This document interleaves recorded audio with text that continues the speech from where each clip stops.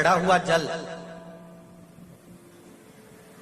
शिवजी पर समर्पित किया हुआ जल, थोड़ा सा जल उसमें से बचा हुआ शिव मंदिर से लाया हुआ कुंदकेश्वर महादेव के नाम का जल पीपल के वृक्ष के नीचे चढ़ा देने पर किसी भी ग्रह, चाहे शनि बेकार चल रहा हो, चाहे राहु बेकार चल रहा हो, चाहे केतु बेकार चल रहा हो, चाहे बुध हो, चाहे बृहस्पति हो, कोई भी ग्रह, नवग्रह में से कोई भी ग्रह अगर आपका बेकार चल रहा है, आपने शिव मंदिर में गए, शंकर जी पे चढ़ा हुआ, शंकर जी पे जल समर्पित करा, उसी कलश में थोड़ा सा जल बचा लीजिए और वो जल लाकर अगर आपने पीपल के दे दिया है कुंदकेश्वर महादेव के नाम से, ग्रह अपने आप अनुकूल होने लगे।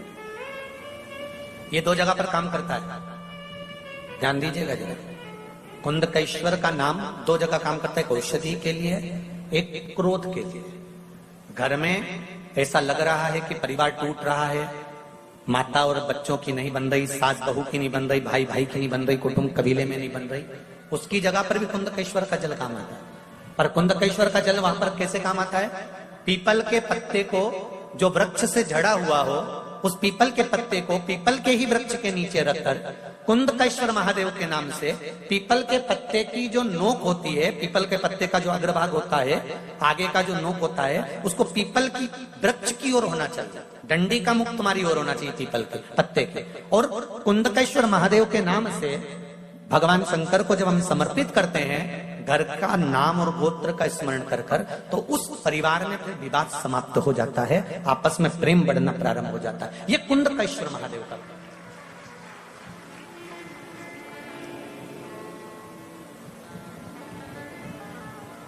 शिव भक्ति की ओर अगर महाराज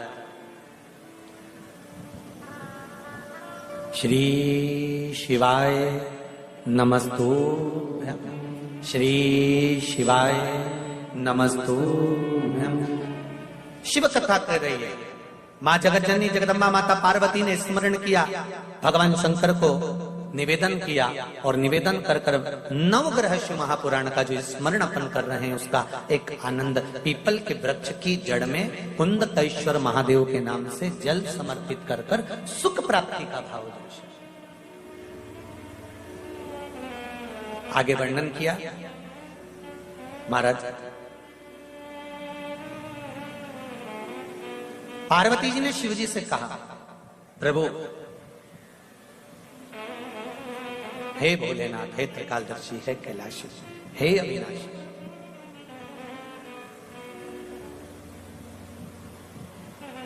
आज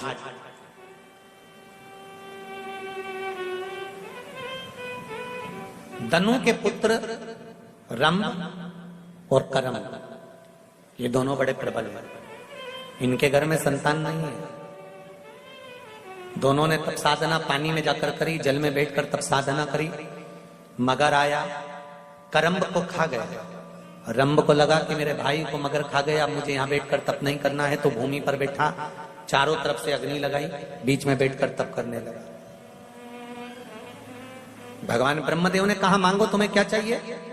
महाराज वर दीजिए कि मेरे घर में संतान नहीं, पुत्र नहीं, तो मुझे पुत्र प्राप्ति हो। भगवान ब्रह्मा जी ने वर दे दिया, तुम तपस्या कर कर उठकर जब जाओगे, जाते समय जिसको प्रेम से देख लोगे उसी से तुम्हारा पुत्र प्राप्त होगा। रंभ उठकर जब जाने लगा, जाते समय एक महिष, एक भैंस निकल कर जा रही थी और रंभ ने उस महिष को प्रेम से देख लिया। उस भैंस को, उस महिष को प्रेम से देखा तो महिष का गर्भ ठहर गया। भैंस जब गर्भ ठहरा तो अपने घर गई, तो उसका जो पति था भैंसा, महिषा, उसने देखा कि मेरी पत्नी का गर्भ कैसे ठहर गया, तो ध्यान करा तो मालूम पड़ा इसके गर्भ में रंभ का पुत्र है। इसको क्रोध आया, महिषा दौड़ कर गया भैंसा और उसने जाकर रंभ को मार दिया।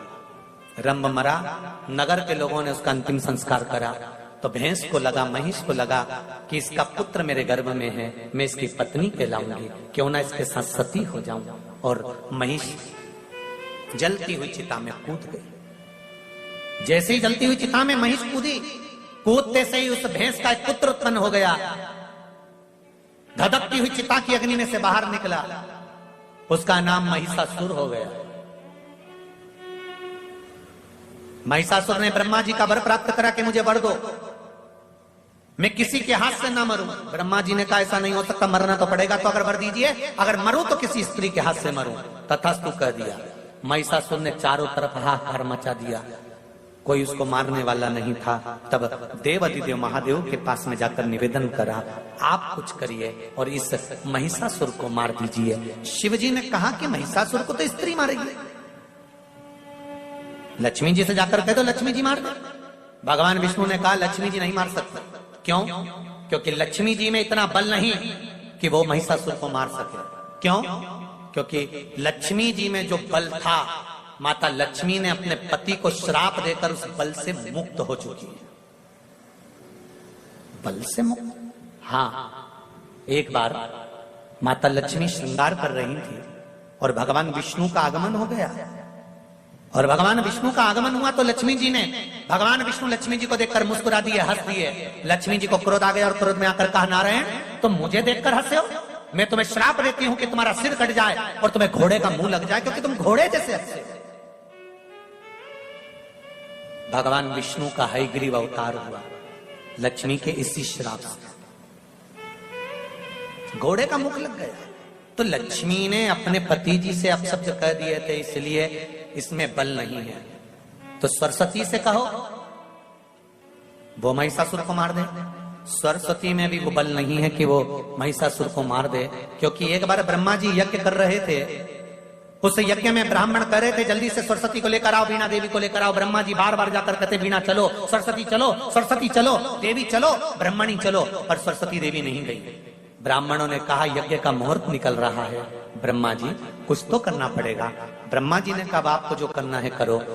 तभी ब्राह्मणों ने गाय को खड़ा करा, गौ माता को खड़ा कर कर ब्राह्मण वेद की ध्वनि करने लगे। ब्राह्मण जब वेद की ध्वनि करने लगे, गाय को खड़ा कर कर जब वेद की ध्वनि करी, तो गौ माता के मुख से वेद माता। ओम भक्ति रस में सबसे पहले उपायों को जानने के लिए लाइक, शेयर और सब्सक्राइब करना ना भूले।